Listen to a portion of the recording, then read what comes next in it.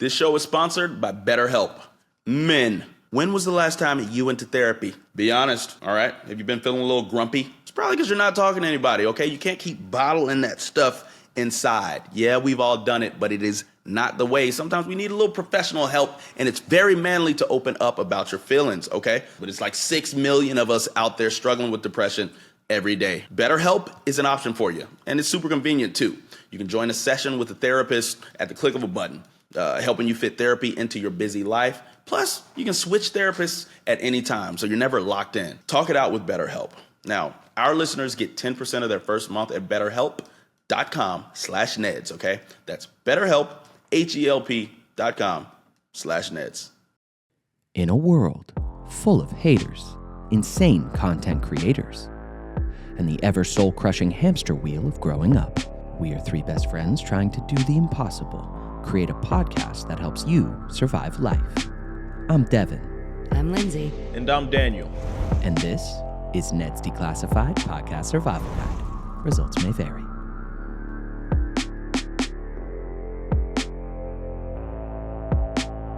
Sweet Caroline, we're gonna get in trouble. Yeah, don't fuck with our copyright. Hello. Welcome back. Welcome back to Ned's Pod. Ned's Ned's Declassified Podcast Survival Guide. Back with another edition. My Yeah. Boise, Idaho's. Right? We the hoes. You're my Boise, Idaho's. Hey. We the hoes. Nice. This is true. We the hoes. Guys, any updates? How are you? What's happening? Life just unfolding. Wow. At a rapid pace, and yet crawling by. I was saying unfolding like a red carpet rolling out in front of you, bringing you all the grace and glory that you deserve in your life. Yeah, that's All I'm optimistic. talking about is unrolling Unraveling. from the cocoon of my sheets. Nice. You know what I mean? Did you just roll out of bed and then Drop the mic's myself right over there? the side in the morning and say,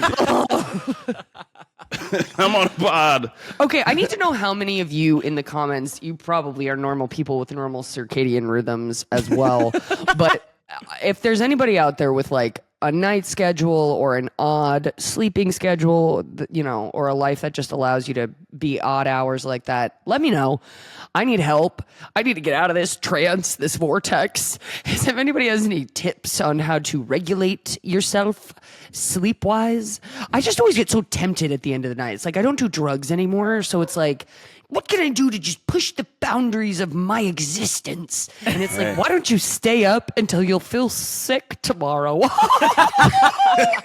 Hey, it works every time. It's the one thing I can count on in life, to be sick because of my own staying up late. And it's like, I'm traveling soon, and I realized I have nothing to fucking worry about. I'm already on their schedule. Yeah, you're already Jet lag. You're already jet What's lagged. That's honestly true. You're not going to experience jet lag. You're going to be like, wait, I want to go to bed at 10 p.m. Wow, this is crazy. Hold on a minute. Man. I don't do that all the time, but that little demon gets me sometimes. It got me last night. I was watching Mobland on Paramount, Tom Hardy's British gangster show, and I hadn't watched it, so it just is good, and I'm like, one more episode, and then I'm just in this pure dopamine British gangster loop, and I'm like, yes, and then it's 3:30 in the morning, and I'm fucking exhausted, and I have to do shit in the morning. Felt kind of good, though. Felt like drugs. It does. Little delirium high. Is it like Pecoon Blinders? Well, no, because it's not a period piece. It's set in modern day, but I mean, shit. It's kind of like that. At least, it's like a British gangster family, and they're dealing with other gangster families. It's just not. Shit. It's just not a period piece. It's not BBC. It's Paramount. Nobody's got that period. Right. Right. Right. But Tom Hardy is nice. He's nice with it. Tom Hardy. Yeah. Yeah. Lit. Now, that guy just feels like to greet you, he'd just snarl. Yeah. No, but also like wink a little bit. Right. He's like cheeky in his Right. assertiveness. A snarl wink. Yeah. A snwink. A swink, if you I'm will. such a Nice. fan. And seeing him, like, he does a lot of movies, not a lot of TV. It's nice seeing him, like, long form, many episodes. I feel like he did it. Not Peaky Blinders, but I feel like wasn't there like another like really weird like almost Viking like show that he did on FX. Taboo, it was called. FX? Ah, okay. Mhm. Yeah. Okay. Nice. That had a lot of world to get into, so that was kind of like harder for me. Yeah, I haven't done it yet. I'll Yeah. maybe circle back for that one. Yeah. Circle on back. Are you still Circle are you still 45 seasons deep into Grey's Anatomy there, Lindsay? Guess what? Guess Hey. what? I have 4 seasons left until I'm caught up with the rest of the world. It has literally taken me 7 fucking months to watch 21 seasons with 20 episodes apiece. It's like 400 episodes of Grey's. You know what I mean? Hey. That's And absolutely insane. And I am as balls deep as I was in episode 5. And here's what I say, because I say I finally found the show that is my comfort show that I could rewatch. I could start it over from the beginning today because it's been so long. You know what I mean? And the like it's so long ago, the characters that I like, and there's been so many characters in between that that now I'm ready to go back and start with the original cast again. And that isn't that just diabolical? I That found such a is. home in that show. I love it so much. Like so much. Like I have sobbed throughout that Yeah. show. Yeah, It's guys, been let us know wonderful. in the comments which shows you're out there binge watching right now, or just whichever one you loved binge watching back in the day. Or what's your comfort show? Like a lot of people say Friends from our generation, which I can understand. Yeah. Um Yeah, what are your guys' comfort shows? Do you have anything? I did The Office. I don't have any comfort show Office is right great. now. I did The Office a lot, like that I used to rewatch a lot. Always Sunny in Philadelphia. Oh, I right. have watched love that all one, of yeah. those episodes like a million times. There really is something.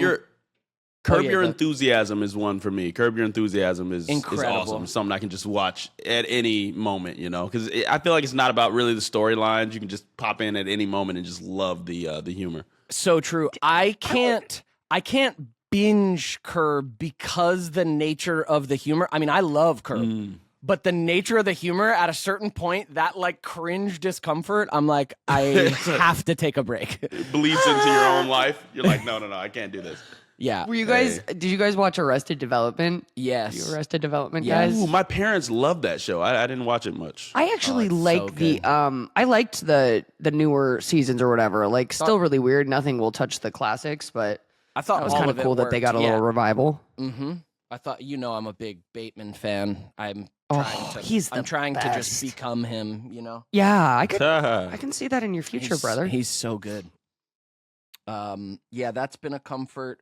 A good one for me that's been really fun is it's been on 25 years now. It's crazy, but I used to watch it with my parents for 10 years, and then like I moved out of the house, didn't have cable, stopped watching it, and then I picked it back up, and now that is a comfort show, which is Survivor.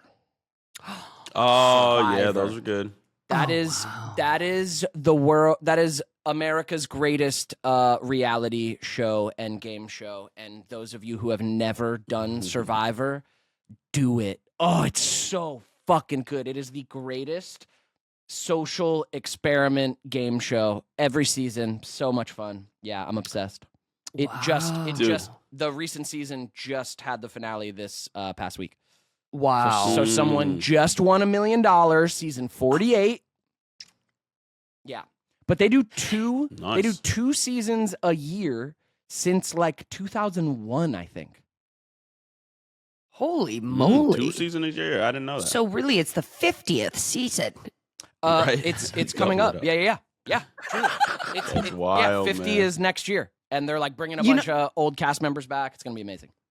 You know what I deeply want is to feel the parchment that they write on to expel people. The tribe has spoken vote parchment. Listen, That Sharpie with like that old parchment that they like Yeah. dried from banana leaves that day. No, truly, that art wild, department goes off, and Papyrus. because the show's so successful and has been going on so long, like every year, the tribal council, just the set, just where they sit to have that conversation and vote people off, every year just gets more and more elaborate and like a fucking Disney ride. You're just like, oh god damn, guys, you went off. There's like flaming skulls everywhere, and you built a literal temple. Incredible. What? A literal temple. Jesus. Yeah, that's an incredible deserve an Oscar. show, though. I'm going to try and get on it, maybe. I need something to change up my Oh, life. Go. Yeah, Have they gotten like Emmys? Do those shows get like? pretty sure. Oh, for Yeah. sure. Yeah, They're pretty sure. amazing. Amazing Race, I always thought was Yeah. cool. Oh, that had The some Amazing controversy. So Wait. Survivor and Amazing Race always run simultaneously, their seasons. Right. I don't watch every Amazing Race, but I like the Amazing Race. This season had some controversy. I got on the algorithm of it on TikTok. There was this couple on there. And so for those of you that don't know, Amazing Race is a show on CBS. It's different pairs of people going on this insane competition show, racing around the world. Like they got to get from Thailand to Spain and catch a flight and then do all these activities. And it's different couples racing to get there first. And some people are married, some are like brother, sister, right? It's just like different pairs of people. This season, there is this married couple, and the dude is such a clear asshole to his wife in a way that's like hard to watch, like really hard to watch. Like, Dang. he's just clearly, he disrespects her at everything out of his mouth is like disrespect. And granted, She's just an accessory to him type thing. yes, like Tough. not caring for her as a human, and like it's a very stressful show. It's a lot of travel. You're in a competition, so you're heightened. So we get all of that, but this shit is like inexcusable, and it's weird because he's kind of being roasted online, which makes sense. But because look at us too, they like have a podcast right now, the husband and wife, like as these episodes are airing, and he's trying to say like, yeah, I see my behavior's whack, and like I'm sorry, and like. But it's just like, I don't know, dude. This is not savable. Damage Dang. control. Wait, this is Damage happening right control. now? This is happening live. This is Well, happening. what is Wow. her like on the pod? Like what? I wonder what her stance is. Like it's okay, babe. I know. That. Or that of like, well, and like you guys don't see what's happening off camera, and like I've told him this is like unacceptable, but ultimately it's like, if you can't mask on a national stage, I'm afraid to see what's Oh, yeah, happening. no, behind it's closed real. doors. you yeah, know what's what I'm really happening. saying? Yeah. If this is it Dang. when you're on a television show where there's cameras everywhere, what do you mean it's That's ridiculous. better off camera? No, dog. I doubt it. He did come out and say since doing the show, he received an autism diagnosis, and he was trying to use that as a reason for this. But then I saw so many people in the comments being like, yeah, I have autism. It doesn't mean like I Doesn't mean I'm an asshole rage to at people. my wife. Listen, we know a decent like we cater to the autistic community, and I love that. I have a lot of autistic fans, and they are some of the sweetest people. Now I'm not like painting that across the board. I don't marry autism with like making it easier to abuse people. Exactly. Yeah. I didn't like that as a excuse, but no, wild to watch, man. Jesus.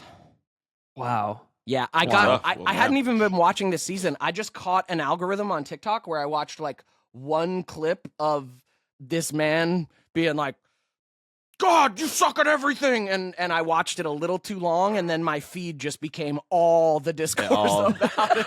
Dang. God, TikTok Just will dysfunction. just grab your little brain. Gotcha. I know what you want. You want more? And I'm gonna give it to you. Know what you want. And mine is all dogs at this point. Well, that makes Just been sense. looking up dogs. Yeah. Mm-hmm.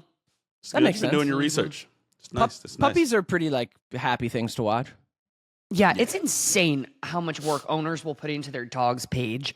Like some of these dogs are doing such crazy tricks. I'm like, I couldn't get them to do that once. How is this a weekly series that you put on with your golden retriever? You know what I'm saying? Bruh. God bless. Yeah. Yeah. How's Jasper's Instagram account going, Daniel? Oh, every now and again we get to post. I'm so busy cleaning up his pee. It's just no time to post. No, actually, he's out walking on his own now. Walking. What do you mean outside. on his own? His feet can touch the. Yeah, what do I mean? Actually, He's you're like, right. see you, Dad. Walking because he has his shots now, so I can take him out for walks. And we go running at LA Historic Park, or we got this like Pershing little square area. It's so dope. Love going out there with him. He gives me a reason to work out. So Yeah. if you ever thought about getting a pet, there's my little Jaspy. Is he about was to so pop small. into his? Is this the one? Oh yeah, where it's now like, he is his final form. Look at that sweet Jaspindo. I mean, He's so much bigger than that now. It's has wild. truly Massive now. what a teen in the face. I mean, yeah. this man was such a little derpy little. No, he was always handsome. But Now he's an adult. it man. is Well, just insane how their snoots pop. it's wild. Dude, crazy creatures out there, man. Pop that snoot. Pop that snoot. Oh yeah, that's a new song. It's a new jam. I have some other internet tea for you before we get to the round table. Talk to me. Gosh, I got man, the internet. I've really been battling my phone addiction, but what that means is I end up in some tea spaces, okay? So I end up in some tea rooms. Yo. There's this guy. His name is Aubrey Marcus, okay? He's had a very successful podcast for many years. He leads kind of spiritual self-development workshops and whatnot. He's out there, leading the people, sure. And recently he put out a podcast with his wife.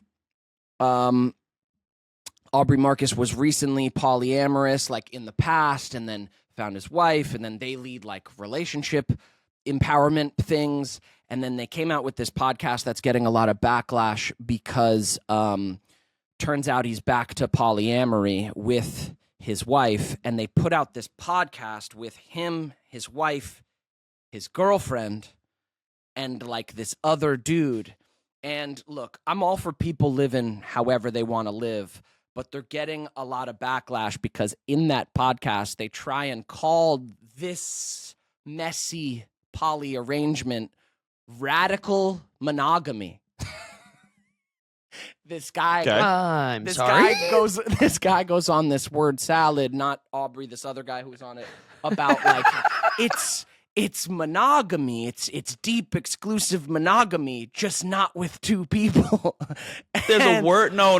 That's why we have words to distinguish Yep. one thing from the other. I know. And Just call it something else, man. exactly. And yeah, they just put out this pod with a lot of like spiritual lingo to try and just like make this situation seem I don't know, other than it is. It's one thing to just be like, yo, this is what I do and this is how it is and like whatever, Yeah. but it's like put in this guise of like healing and they're just getting a ton of backlash and I've been sipping on the tea. It also doesn't help because there's like quotes in the podcast that are just like devastating eye rolls. In it, he said in it, he said, and I was in the middle of my workout, and then I got a message from Spirit to get on Raya right now because you're gonna meet someone very important. And this is a man with a wife.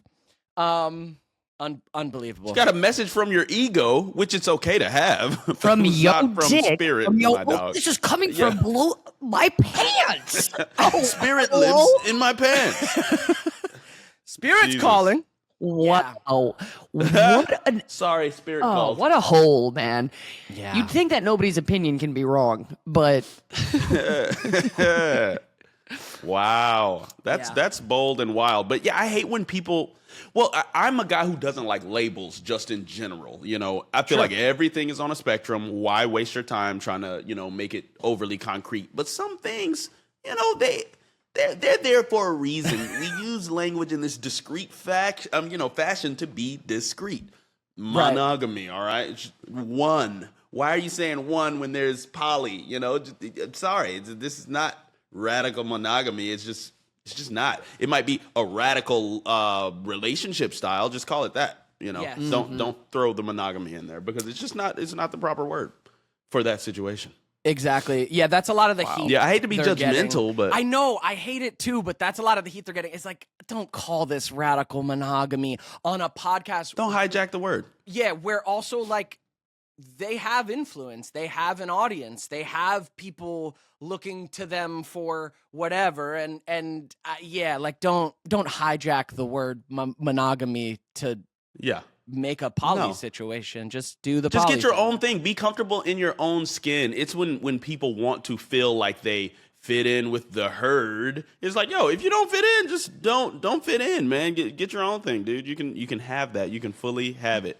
Now, if he is or they are averse to the word polygamous, get yourself another word or something. Just start another word. Right. Mm-hmm. Yeah, it's a tough watch for me. Like I eat up the drama sometimes, and then I'm like, no, relax. Don't be so judgmental. Like that doesn't serve my life either. But I like was in a lot of these spaces for a while. These self-development, these self-liberation, these self-healing spaces, the new age space, the woo-woo space, right? I was in these places for a while in my life, and like there's such a contradiction. It's so hard because they do hold such a possibility of healing and deconditioning yourself and breaking out of old patterns and societal patterns and religious patterns. Like they hold this promise of like, oh, this is who I can be and I can heal here. And at the same time, all too often and at way too high a percentage, they become these like ego-driven, cult-adjacent, weird, not healthy dynamics, but with all the spiritual jargon to wrap them in. And it's tough to watch. It's tough to know. Yeah. Dude, that's like when people they say you go to therapy once and then you come back to all your friends and you're being very accusatory because you have the language to wrap your ego in, and so you're telling them that they're gaslighting when you're doing that, and it's like it's sometimes having words for things just makes you get further in the weeds, and now you're less together than you initially started out. So damn, yeah. How big a responsibility does society have in? I mean, I guess they do it anyway, but in like, I don't know, reforming individuals who really are like off in that. Like, where does judgment have its place? Like, does judgment have its place at all? Is it just discernment? At a certain point, like, is that a sickness of the collective that it's like this is not like.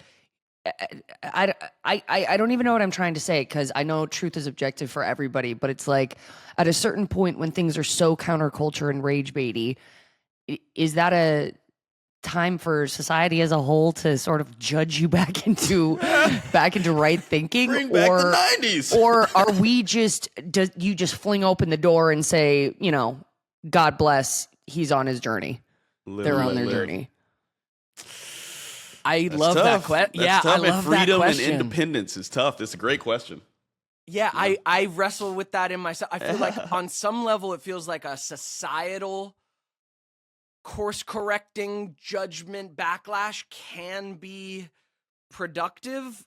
On a personal level. On a personal level, I think it's most often not productive, even though it feels productive to get so righteous and judgmental. It feels right, but it usually doesn't lead you to your own betterment, right? So I don't know. I don't know. I wrestle with that one. Tough. And I guess, the powers that be and spirit, if you will, do have their own way of course correcting somebody who sort of exhausts the path that they're on. Like, you can't really get to other building blocks in life if there's not some element that other people can relate to. And so if there's not that, you're not going to find yourself, in those throngs of listeners and people who adore you have to go out and live in the at a woods. certain point, I think you hit the limit. Yeah. On bullshit. Yeah. Unless you have enough money to go and do it. Right. But see, that's where you get into these people in their private this, islands. Which this guy does. He's got enough money to never be checked. He can be checked by his Yeah. audience It's tough. and then go fuck off to By a new Patagonia audience. for a month. No, like he can just go. He can just go Be talk in to the God wilderness. in the wilderness in a mansion. Like Talk to it's spirit tough. with his right hand. On Raya. Yeah, Ooh, spirit looks great. young. dude. Interesting. Wild you world, guys, man. you guys got any show and tell roundtable offerings? Dan? Dude, I just want to shout out Clarissa Shields. She's got a fight July 26th. All right, not necessarily promoting fights, no fighting, guys. Boxing, but if right? you're a professional boxer like she is, and you're the GWOAT, GWOAT stands for greatest woman of all time. I love that she does it, man. And she's been showing up with all this new vibe. We're going back to fashion, but her fashion has just been incredible lately. So she just did a little interview on the Breakfast Club, not little interview, big interview. But she's just got so much stuff going on. She's making music, and I got a Wait, chance she's to, making music too? Yeah, she's killing it, man. She's killing the game. She might be one of the greats, man. She's super talented. Wait, I'm looking at I'm finding Yeah, Clarissa Shields. Clarissa Shields, July 26th. She's got. Dang, she's only fight 30 coming up. years old. Oh yeah. Wow. Yeah, boy. She went out with us out to Hawaii for that Ashanti show, YG Marley. Oh. It was lit, man. She's she's dating Papoose, and they're like a super dope couple, man. They box together and everything. It's pretty vibey. That's sick. Shout out Yeah. Clarissa Shields. Okay. Good luck with your fight. 26, yeah, in Detroit. Yes, best of luck with the fight. I'm gonna try to get out there. I think I'm gonna go to Detroit just to see that thing. What's going on with her and Remy Ma? Oh, a lot. So this is another side of it. That's the publicity. A lot of publicity happening. But she's playing it all cool, man. Unfortunately, Remy's a little hurt that she lost her man. But that's a whole nother story. That's a hip hop combo. It's a tough one to have. Wow. Wow. Yeah, Yeah, man. okay. But yeah, headlines. She does super, have it super headlines. yeah, she's all right, yeah. Okay? She be wearing. She put that stuff on. Yeah. Dang. she the truth, she the See, truth. okay, all right. Sorry, I had to take a second. I thought you were I don't know. Yeah. But I'm with it now. If The Clarissa GWOAT, Shields can the be with it, then I'm GWOAT. fucking Let's with it. I'm going to follow her go. lead, okay? July I'm gonna go ahead 26th. and I'm putting my whole life savings on it, guys. I'm going to put everything I've sick, earned from the dude. pod on it, which is nothing. $12. He said I was sick, dude. You have a $12. chance to pay your rent for the next month. You win. Let's go. Yeah, man. That's What you nice. got, Lynn? That's nice, Dan. What do I have? Hey. What do I have? I think that I've brought a real stunning point of view to the pod already today. I've come up with good questions. I had a quirky start. Nice. I pulled up Checking photos all like the boxes. Daniel pulls up. I feel like that's my round table for the day. I'm that gonna was go some on to you, contribution. Dev. I'm with it. Nice. Nice. Also, This won't be a say, habit. Don't be mad at me. No, it's okay. Also, we'll say Lindsay is on something we can't talk about. While this is airing, Lindsay is somewhere filming something that we can't talk about, and it's very exciting. Yes. Meaning, Hidden by the place, time yeah. you listener are listening to this episode, our dear Lindsay is on an adventure that we can't talk about. It's not Survivor, though. We Yes, can't say no it's one will not have Survivor. contact. No one has contact with her. Lindsay wouldn't survive on Survivor. It's a mystery. I mean, you're not She wrong. might. Without her snacks, she could do it. wouldn't survive. Daniel, if I came across a bug that tried to fucking get on me, I would immediately leave the island. That's what I'm saying. Oh, yeah? Immediately leave the island. I am not for the bugs. The bugs are not for me.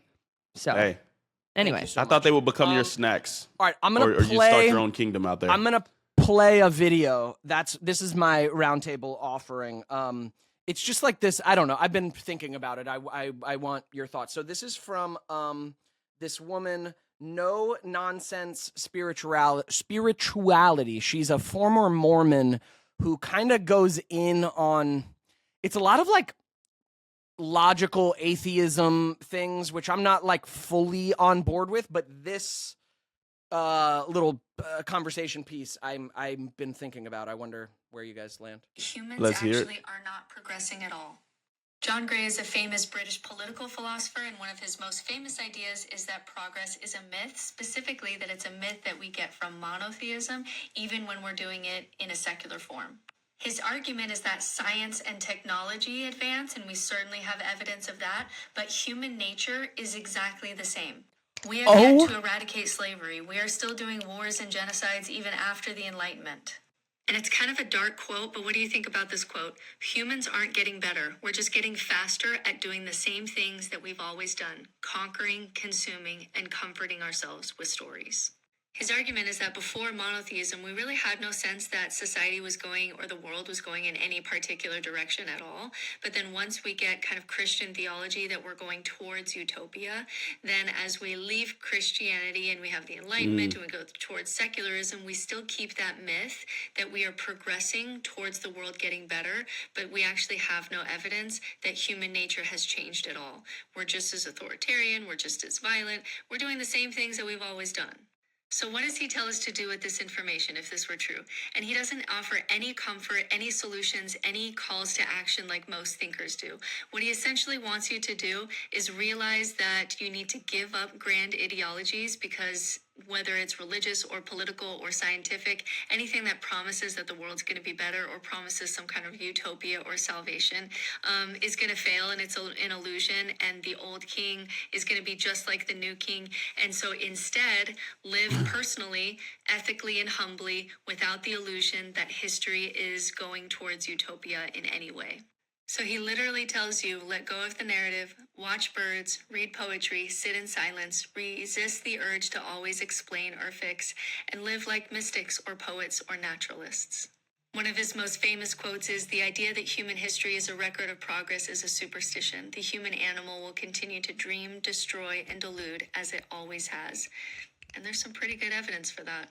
He also believed that societal collapse was likely, that we're not going to be able to sustain what we're doing forever, but that denial or panic are both forms of illusion, and instead just sit with it with clear-eyed realism and don't expect a happy ending. Just be present and witness it. So what do you think? Is human nature actually improving? Do we have evidence that the world is getting better, or are we deluding ourselves and we're just doing what we've always done, just at a grander scale and with better technology? Woo! Wow. Gnarly, right? Hey. Gnarly. I've been chewing on that for like the last week. Daniel just said That was No, I mean, I fully, there's a way to look at that. No, I mean, like, pessimism is the only thing that kind of pops up there. Like, I was like, there's an it's not pessimism approach. though. It's it's not. That's a crazy just observation. It's an awesome observation. I think it can lead people to be like, oh, so, what is life? Oh, what does it all mean then? But it's just so valid, and we can be so pompous. First of all, just human exceptionalism in general. Since I've gotten this dog, I feel like, hey, I've judged people for what I feel like the mark of humanity is and intelligence and things like that. But there are these different wavelengths that are just equally as important as what I figure is the human scale of how to be and what matters in life. But this dog has a full-on life that is just as great as, mine, and his ventures are just as, necessary for life to be and have existed, and we're sharing the same space and time. So who am I to think that I'm better than him? AI, too, coming has changed the game, right? And we're thinking that it's this intelligence and, we're smarter because it's able to do computations faster. Artificial intelligence is just a bunch of enumeration, being able to, smash a bunch of factors together, have these choices laid out at a faster pace. So I do believe that there is performance enhancement that is taking place as far as humans are concerned and our technology, performance enhancement. There are people who are running faster since we have been clocking it, with the Olympics. And we definitely know that we can create computer chips that are able to process more threads and things like that. But when you get down to the brute just logic of it all, there's the same logical steps, and I don't think humans will really ever evolve into something that has a greater capacity to break down logic. I think all the logic is the same. We're just able to do it faster. So the performance is increasing, but I don't think we're necessarily getting better, like she said. It's tough thing to That's consider. such an interesting distinction. Yeah, send that to me, Dev. Yeah. I am like pretty like frustrated watching these documentaries on Netflix because the whole of our history, all these big buzzwords that you hear, like the Cold War and the atomic bomb and like da da da da da da, it's really just in service of this barbaric nature that we are willing to perpetuate, and how it doesn't even it's not even on a sliding scale. Like the next person in power just kind of assumes just this same level of destruction that's been going on, and the thinking that more firepower, more mutually assured destruction is somehow progress or something worth spending your time on is fucking insane. War has had the same cycle and product forever, and yet we will not stop. Like the things that we think are progress are people being killed over a quarter of a mile. You know what I mean? Like in war in each direction, or like, you know, well, now let's fucking sit and make a convention and spend a year and a half saying that we should all have the same amount of warheads. Okay. And now, oh wait, now we don't feel very good about it. And this guy's going to go like, you know, deactivate 15,000 warheads. Then this guy has a fucking different idea on it. It's like, we can't all have such subjective ideas for the objective experience of so many people. Like if you want to play this stupid game by yourself, go play with your missiles and lasers over there. But if everybody doesn't want to participate, I mean, it's fucking insane that we're back with Russia and Ukraine right now. Like I just watched the Cold War stuff. It's just insane. It's insane that History we will repeating continue itself. on that loop. And we have since the beginning of everything, you know? Yeah. And it's happened at every place in the world, and I just don't understand how we can be like, history is just these violent incidents, and how they've affected people and how they've pushed people to whatever. But like violence, I can't understand how we're still there. This show is sponsored by BetterHelp. Man, men, we have got to do better with seeking therapy, okay? Mental health matters, all right? It's okay to open up. It's manly to open up. I mean, after all, it is called mental health. So I believe we should prioritize that a little bit more as men. 6 million of us men battle with depression every year. That is an epidemic. That's a number that is way too high. And we need to change the narrative, change the stigma surrounding mental health and therapy. If you're anything like me, I know I've been sporadic in my mental health journey. Seeking therapy has been something that I've shied away from, but it's always helped whenever I did it. Like just the same way that speaking to a friend can help. Speaking to a licensed therapist, that's even better. BetterHelp is an option if you are ready to start this journey.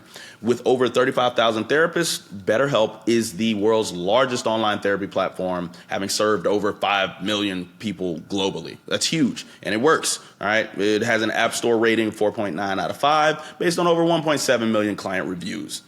As the largest online therapy provider in the world, BetterHelp can provide access to mental health professionals with a diverse variety of expertise. Talk it out with BetterHelp. Our listeners get 10% off their first month at BetterHelp.com/Neds. That's BetterHelp, HELP.com/Neds. Yeah. Well, I find this thought so, like, this shit is so thought-provoking, and I don't know, I've been, like, chewing on it, because it's like, that's a big thought that she laid out with this. Oh, yeah, for sure. Of us being under an illusion of progress when really it's been the same. So you're saying history is these violent things, while at the same time, I like the prescription at the end, which is just maybe get out of the illusion that we're all moving towards this utopia. And he said, live ethically and humbly with yourself and live like a poet or a mystic with the birds and poetry. And like history is these there's been violence throughout history and these massive conflicts, and there's been people living ethically and humbly and sustainably and beautifully and with poetry and with nature. Like, I think all of that has been happening simultaneously, and it's just the question of, are we as a collective getting better or not? And But I then don't know. What is all of this like? Is that just religious indoctrination? Like, serve your What's neighbor, that? be like of service, like treat others as, you know, you would want to be treated. Like, our whole ideology is about how we're treating other people and how, you know, I don't know, stand up for your neighbor, or like, I don't know, like don't think- live for your neighbor. You know what I'm saying? I think that's common. I think that's common natural sense. I don't think that's indoctrination. I mean, I think that came out of, I think those thoughts come out of like a wisdom of when you actually needed to depend on your neighbor. Now we live in a hyper individualized society, but at a time where you actually needed to rely on your neighbor, it is a better logical way of being if everyone defaults to taking care of themselves and closing themselves off and fuck everybody else.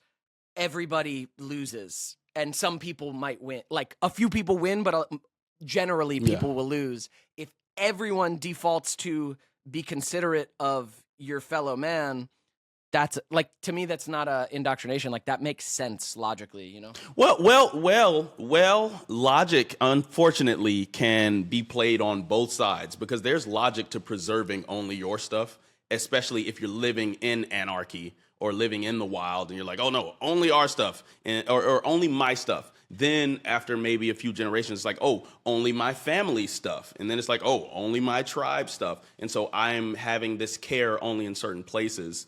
And that's also the weird thing about monotheism, because if we look at some of these religions, it's like, I won't do this to you because you're related to me, but I won't be penalized by my God if I do it to these people who are not of the faith.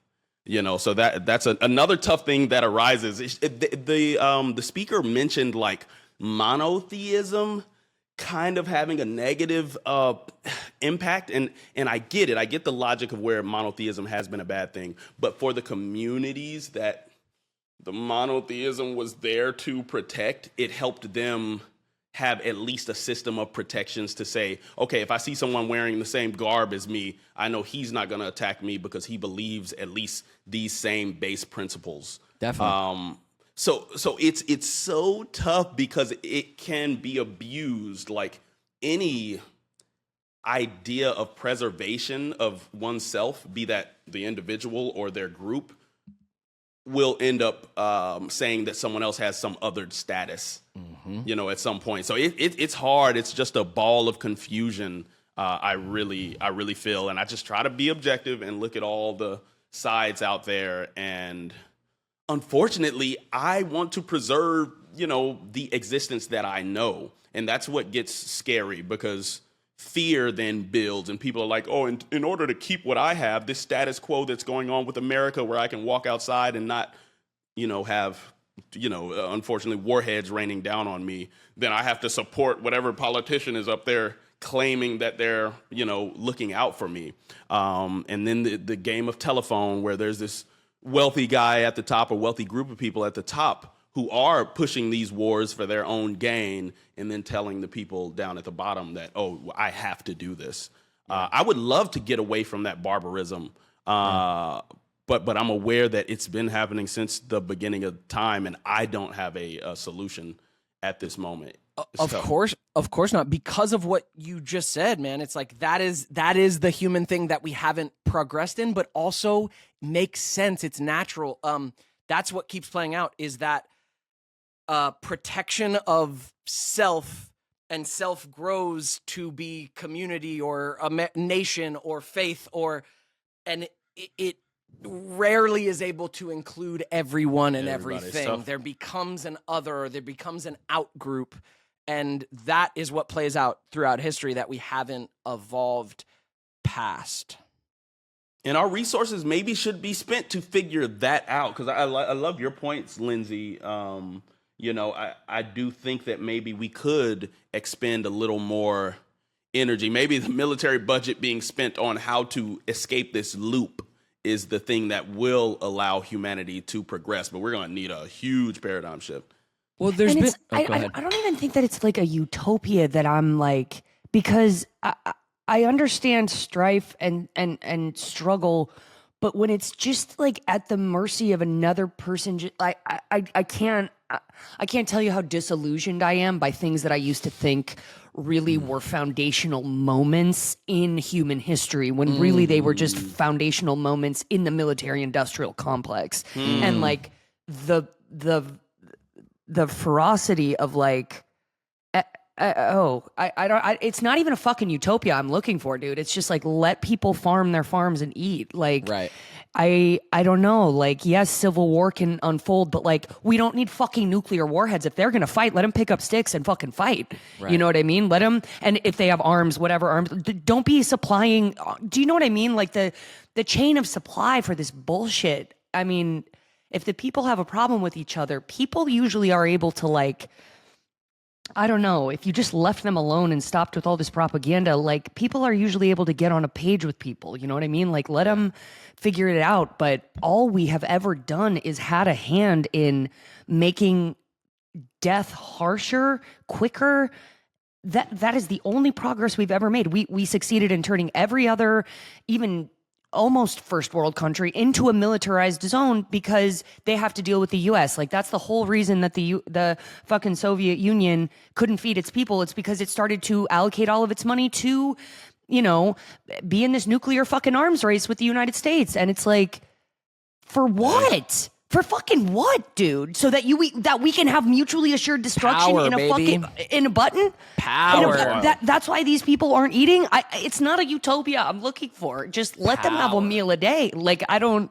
Yeah, but It's so hard to watch. Just yeah. I didn't think that was like in that talk. I didn't think they were saying, oh, monotheism was just bad. I think what they were saying was, before that, maybe the concept of time and human progress, it wasn't about human progress. It was about just like nowness.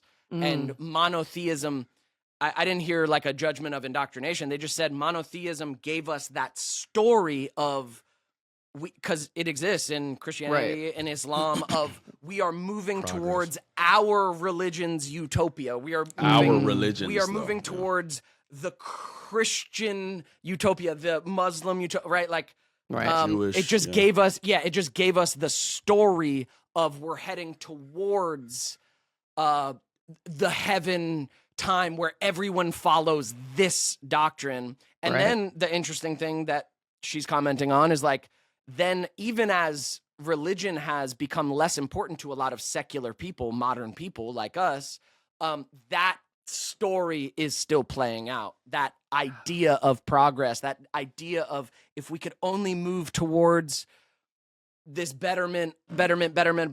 And yeah, I don't know. I mean, I do feel like you can find evidence for humans getting better, even incrementally over time. You can find evidence for that. You can lock on to that story and go, I mean, a couple hundred years ago in the US was not, we have morally progressed. Like, yeah, there's still issues, but no, there's fucking progress, man.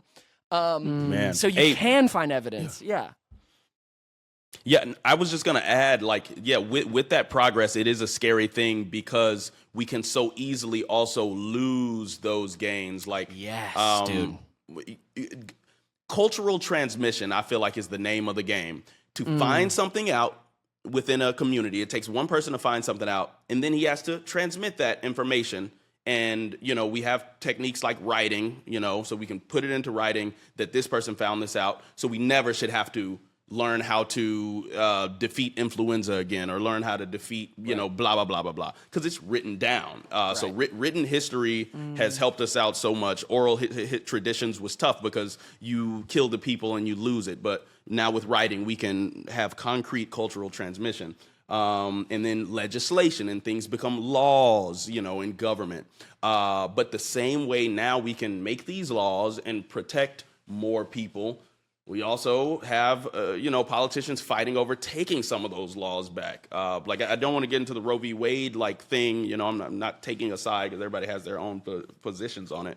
But just as sure as you gain these rights, they can be taken away. Just like the civil rights movement, like, wasn't that freaking long ago? You said a couple hundred years ago, like, slavery was happening here.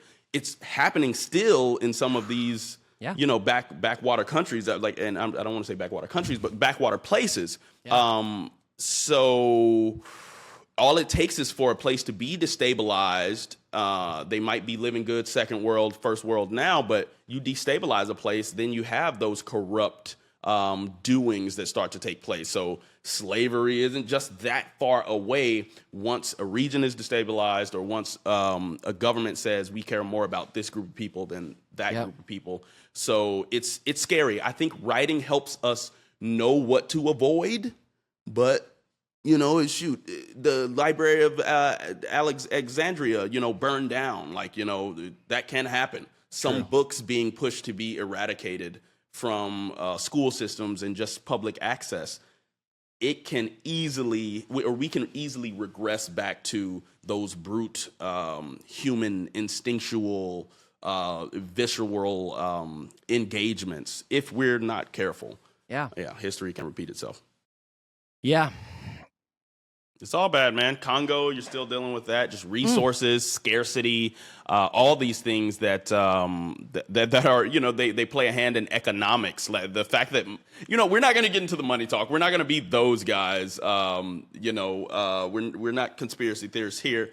But, money, bro, it's so wild. Like, I got a chance to go to Sierra Leone, and their dollar is so devalued, but they're living a life just like anybody. Like, it's like they couldn't even compete. Bringing a bunch of their dollars to America just doesn't equate. But it's like the humanity there is the same humanity here. Of course. Congo, them, the child labor that's happening. It's all because of power, resources. One person seeing someone else have something, and okay, that king, we kill him, but now I get to do what he did, and that makes me happy.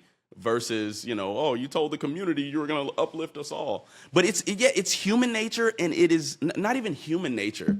It's just the animal kingdom. Yeah. Well, I think it's animal instinct, and it's tough. We have documents to try and prevent us from infringing on other people's rights that we had to put into law, but it's a slippery freaking slope, and whoever has the power can shift the laws. So, I don't want to go into a pessimistic approach to it, because I think what was said was prolific, profound, and it's trying to push people towards lifestyles that are more humanistic. Hey, go out, be a poet, be okay in your own skin.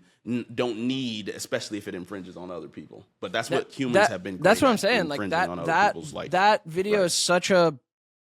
It's why I've been chewing on it. Is like I'm not in full agreement, but it is such an interesting thought experiment, because all she's kind of saying at the end too is like, just don't be under the illusion that we're getting somewhere. Just understand this is the mess, chaos, and order of humanity, and in that, live ethically and humbly in your own life, and with the birds. I love that. I don't feel pessimistically about it. I actually have a lot of hope for humanity. It's just that this is an exact idea that was just put into words in that video that I've been wrestling with for a minute, just currently. And so, it makes me feel better in a way. And also, we're just kind of here doing it. That's what they say about yoga. He's like, you don't do yoga for any reason. You just do it. It just is. It's just what it is, Yeah.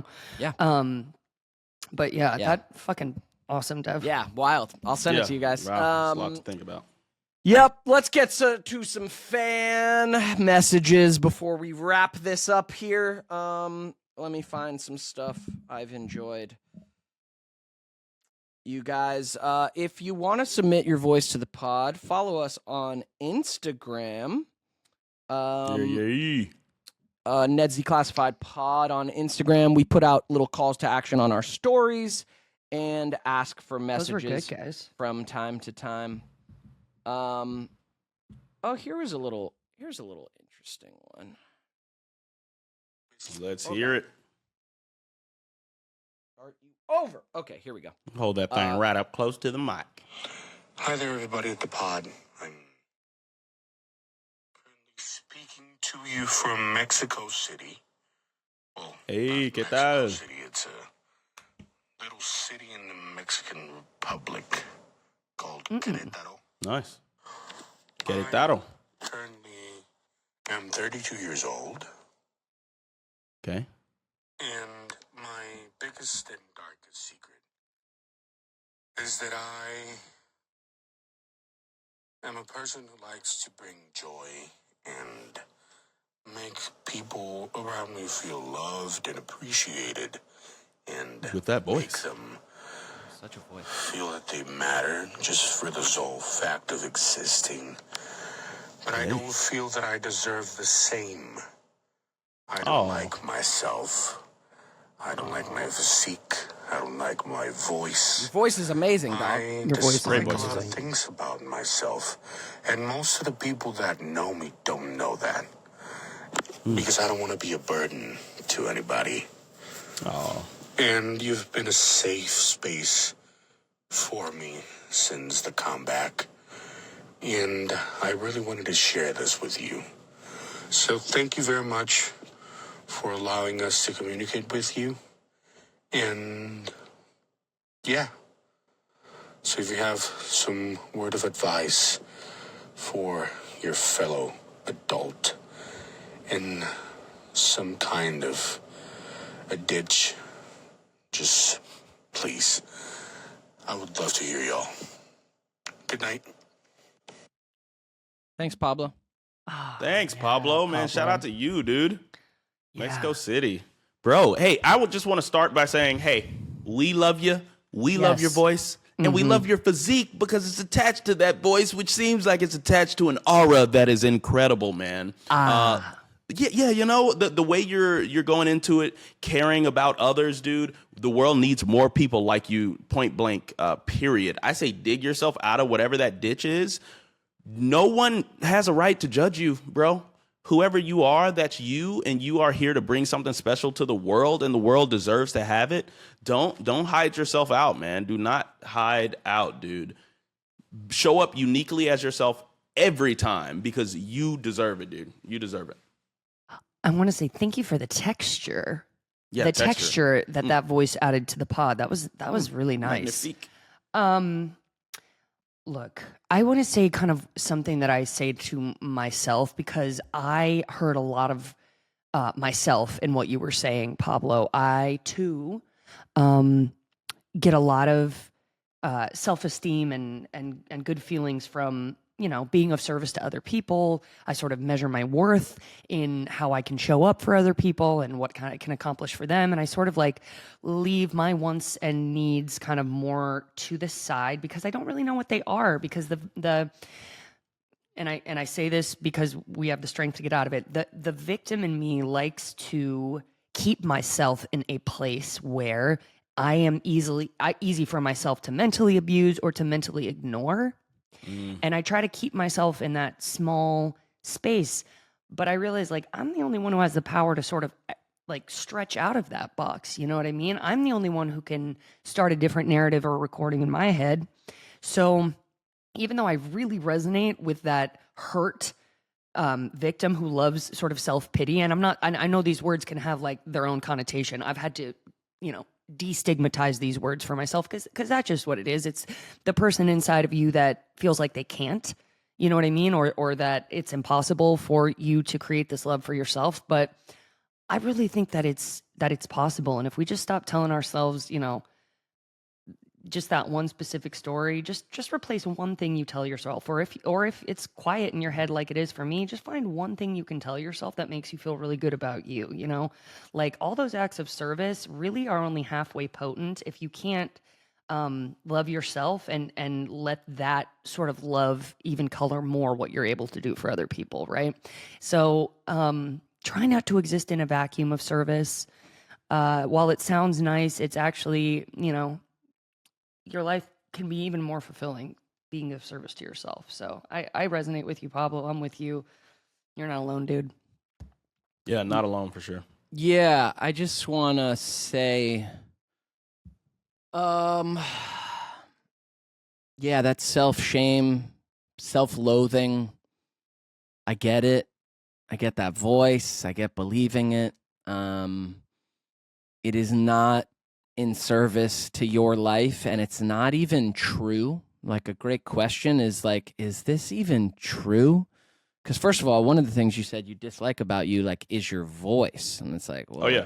well, that You're just ragging on yourself. Yeah, you're just like ragging on it. Your voice is fucking dope, dog. Tight. Yeah. Remarkable. Yeah. We remarked. Yeah, yeah, and but I get it. It's hard to get out of those mental patterns, and it's hard to get out of that belief sometimes. So I hope you find what can get you out of it. You deserve to not hate yourself, and you might have to take some action, radical or otherwise. Therapy, no joke, man, is a great place to start with that very problem. Is find a therapist who you think you can connect with and tell them, I dislike myself and I'd like to not. I'd like to at least feel neutral about myself, if not love myself. That is a great thing to work on with a therapist. It really helps to have maybe, a professional third-party person. Like, that issue is such a good one to bring a therapist, to be honest. And literally say it out loud. I mean, first of all, man, you saying it to us is, I hope, helpful in any way, just to get that experience out of your own isolation, just to tell it to us. And I guarantee, man, you're going to see people in the comments of this episode who are like, yeah, I get that. Or who are like, hey, man, don't do that. You're not alone in this experience, even though you're alone in your version of it, So yeah, self-love is the journey, man. You're not broken. You're not wrong. This is the journey, is overcoming these things or moving through these things or integrating things. You're not off track. This is the point in your life to maybe start dealing with this. How many of our parents deal with this and never speak about it ever? We are of a generation that is at least speaking about it. But I'm telling you, people have been dealing with this, right? So good job telling us. Maybe try some therapy and try to talk about this. Thanks for sharing it with us. And yeah, thanks for being a fan, man. I'm glad we can be a comforting place for you, brother.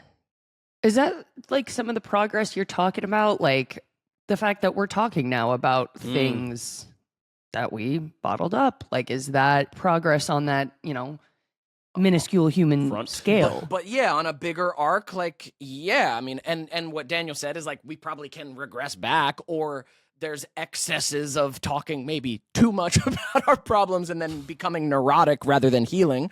But Ayo.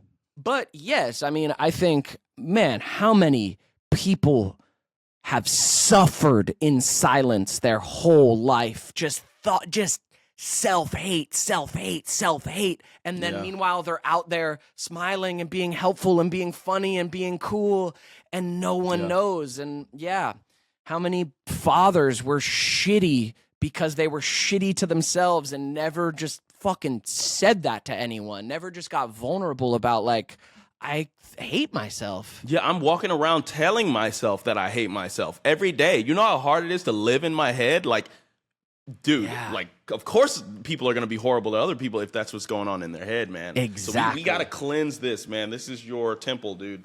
Cleanse exactly. And it's hard. It's not easy. So it takes courage and it takes daily incremental progress. We like big wins. We like it to be instant.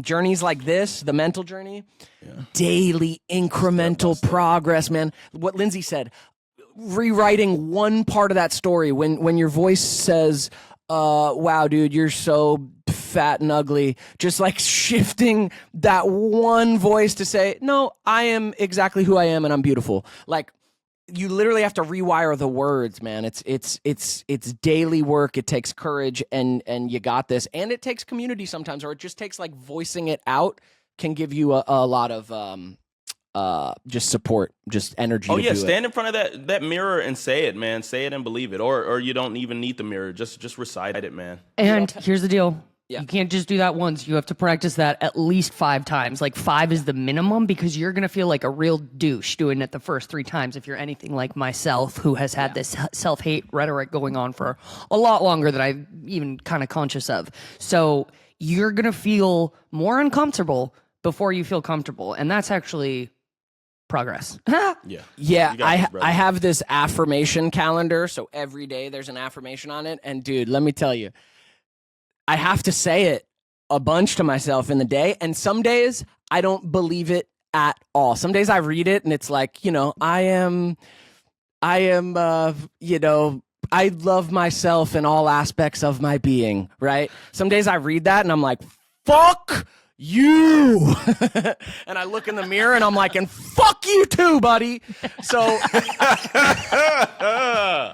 it's real. But I have it because I'm trying to rewire some of these things in my brain. At least you give yourself the option. Sometimes we can falter, like what Devin just mentioned, but give yourself that option to say some nice things to yourself. Yes. Yeah. Oh man. Hey, it was impactful. Yeah. All right. Let's listen to a couple more. I forget what this one was, but. Hey, what's up, guys? My name is Daniel Martinez. I'm Mexican-American, born and raised in South Florida. What's up, Daniel Martinez? Nice. In Tennessee. And I just wanted to say I got much love for y'all because I grew up watching you guys' show in secret. When we were in middle school, all together at the same time, technically, I grew up in a cult. And I had to watch your show in secret, and you guys made me feel normal. So I got nothing but love for y'all and y'all battles and challenges, and I hope things just get better and better for y'all. But the tea that I got for y'all is that my dad cheated on my mom with my friend of 19 years old at the time, of course, and they somehow blamed me because I was falling in love with somebody else who was not my wife, and apparently it's my fault because I was interrupting God's Holy Spirit from cleansing us properly and, cult things. So yeah, that's my tea, and if you guys got any questions about growing up in a cult, let me know. Thanks, much love. Daniel, we do have questions about growing up in a cult, and we will follow up on a future pod because I want to know. Things. What? How much Daniel was that? And he did that in 1 minute. Yo, bro, that's wild, Daniel. dude. You need a book written about you, dude, and a movie. No, we need another voice note from you. Like a we need couple. more. Make it a series, please. I'm gonna need him on follow the up. pod. I'm gonna follow up. We're gonna get. Yeah, I'm gonna follow. Yeah, we need a call with him. Dude, that's crazy. Wild. So much. First, grew up in a cult. Second, so cool that secret Neds was like comfort normalcy out of the bizarre cult life. And then, oh my goodness, your dad cheated on your mom with a 19-year-old person and blamed it on you. How's that for accountability? What a gaslighting douche. I mean, hopefully you have a great relationship with your dad, but I couldn't see how. But Jesus, that's gaslighting. It's your fault. I don't know if it's your mom or dad who blamed you, but they got to get that figured out, bro. You do not deserve that. That's whack, man. And that type of manipulation is not tight, but it sounds indicative of a cult. So, Jesus. I'd love to know which cult this was.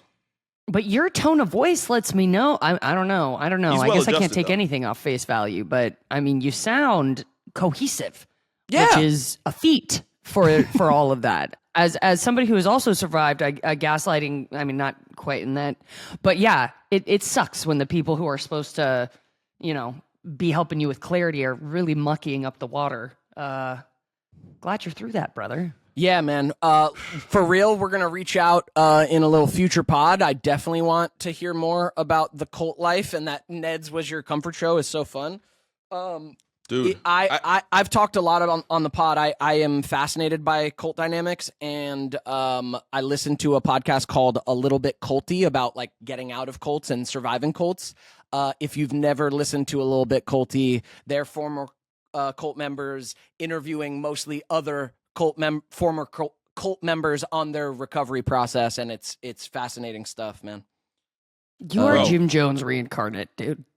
Devin, Absolutely right? not, I can Lindsay. see it. Bro, so I dated a girl that was in a cult in Mexico as well, and I'm wondering if it's the same cult. I don't have the name He's of it. Jim Jones. But our guy? That's crazy. No, No, dude, so you. they had these they were like a Christian cult of sorts. And I hate to call them that because they're still in that yada yada. But there was like this Messiah story that they made about the cult leader's son, right? And so this kid had to live up to this Messiah story, and my girlfriend would tell me, all these stories about how the guy, he lived with them on the compound too, this little Messiah kid. He ended up murdering like a bunch of people. I think he might have himself as well. But so that Messiah story was over because this guy did all that, and so everybody disbanded from the cult. God, but it was bro. also down in like Mexico. Yeah, I grew up with her in Long Beach, man. All right, we got to have him back on the pod, and I want to hear more to. about that. We're gonna have to do a future cult A whole episode. cult segment. Yeah, We're gonna do a whole. we're gonna need more of this. All right, I have one last. Wait. Oh, I got a shake, guys. Oh, yeah. But you guys will answer that last one? Yeah, I have one last one. You get out of here, Daniel. We love you. See you next week. we love you. But Love you I guys. have one more Catch I'm you going to next play week. for the pod because Bye, it's Dan. too good. Cool. You're going to love this, Linz. Okay, I'm ready. Bye, Dan. Oh, yeah, just leave your computer up, Dan. Make sure it's uploaded. Yep, You know what I mean? will do. Cool. Yep. All right, fans, friends. Daniel's got to run because we've gone over our allotted time. But I have one more fan message to play. It's a really good one. He ran this message. We asked for tea. He ran this message through an AI voice generator so that he's anonymous. So not going to say his name. And here we go. I got to stick around. I'm going to hear it. Okay, before I say anything, full disclosure, I'm using an AI voice for this message because there is no way I'm letting anyone recognize my real voice while I confess this very specific, very niche fetish on a public podcast. Let's just say my career doesn't need this getting out. All right, moving on. I cannot believe you're covering the gross biology dissection and upperclassmen episode because that one absolutely rewired my brain. Watching Jock get all his clothes ripped off, humiliated, and running around school totally naked with Dork Goldman written across his chest, that scene didn't just live rent-free in my head. It moved in, redecorated, and started charging me emotional rent. It was basically my kink origin story, or at least a major contributor. I may or may not have developed some pretty strong exhibitionistic and masochistic tendencies after seeing that episode. Like, was it cause or coincidence? Who's to say? But the timeline is suspiciously aligned. I know it's wild by today's standards. An 8th grader being completely naked on screen, granted played by someone in his 20s, would never fly now. Also, I'm genuinely curious. What did you guys think about that scene at the time, while you were shooting it? Did it feel funny and harmless? Or was there any moment of, wait, are we really doing this? And now, looking back as adults, how do you feel about it? Would love to hear your take. Okay, before I say anything, Wild, right? What? That's a perfect time for me to sign off. That's wild. See you, Dan.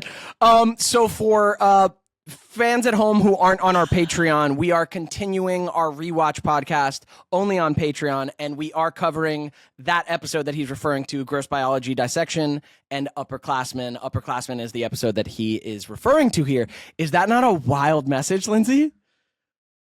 Oh, wow. Amazing. I mean, as a deeply exhibitionist person, I am very inspired and wow, that is incredible. I can absolutely understand the feeling. I wonder what that excitement is. What is it like the first time? Did you feel like you were watching something like that you shouldn't be? Was that it? Was that the kind of feeling that he was feeling? Right. It must have been Like it really rocked him. Like I'm trying to imagine him sitting there and like taking it in for the first time and like then be in his body of like all your senses coming alive and like that being a pivotal moment. Right, and he kind of said, like, was seeing it the seed planted, or was it the water opening the seed that's already there? You know, like That's he, like water, reflected on dude. that. Like that is that's what I'm saying. water. That's what I'm saying. You know, that is water. And to your question, we didn't think anything of it. It was just a gag. Little Cameron Moynihan's character, what was his name, Palmer Noyd, would steal people's pants. It was non-sexual, it was a humiliation ritual, but in a non-sexual way. It was just harmless middle school fun there. Just not for you, bud.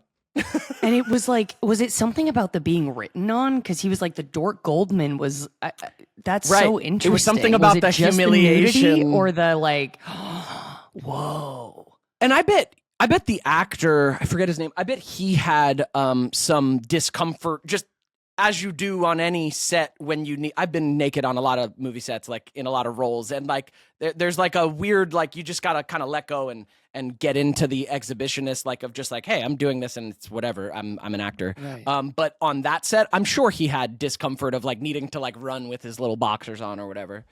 Right. But like, I guess it goes part and parcel with being an actor and sort of that sort of outlet. He literally said, my career doesn't need it. So like, I wonder if you're in a career that really doesn't call for or glorify exhibitionism, the world doesn't really glorify it, you know? I mean, they do, but just in that sort of like judgmental other way, you know? Exhibitionism as a whole, I feel like is sort of like looked at in a negative context, right? Yeah. Yeah. Yeah. I just really got a kick out of like what that episode was the beginning of your kink life. Woof. Ooh, I bet it's so rich right now, like so rich at this point. I All hope these it's all years like, later. I hope it's all safe. Yeah. Yeah. I hope it's all safe and consensual. That's the one thing about exhibitionism. It can get out of hand quickly. Exactly. And you can be, you know, shooting yourself in the foot for further down the road. But wow, Exactly. I feel very honored to know that. Yeah. Thanks for sharing. We did ask for Yeah. tea, and you guys Yeah, brought and that was tea. perfect. So thanks for the tea. Thanks for being here. We're so glad. Daniel just Daniel cut goes, out. well, I'm out. Well. Gotta go. Yeah, maybe we'll, wow. I also love that he ran that through an AI voice generator. Everything about that makes me feel cooler. Yeah, definitely. Fans, you always deliver when we ask for your messages. Thanks for rocking with us. We're glad we can be some comforting friends for you. We'll be back next week. We hope you enjoyed the recent episodes with Lucas Graybeal and Jack Salvatore. We got some guests coming up. Check out Patreon if you want to be a part of our rewatch journey. We are trying to do one every week and get through this God-blessed series before I'm 40. We're not gonna, I'm 40. which is next week, right? We Oh, wow. But yeah, we are knocking out one episode at a time. Yeah, come join us. It's a lot of fun on Patreon. Leave us a comment. Love you guys. Let us know, as always, your thoughts in the comments, and we'll see you next week. Love you guys. Bye.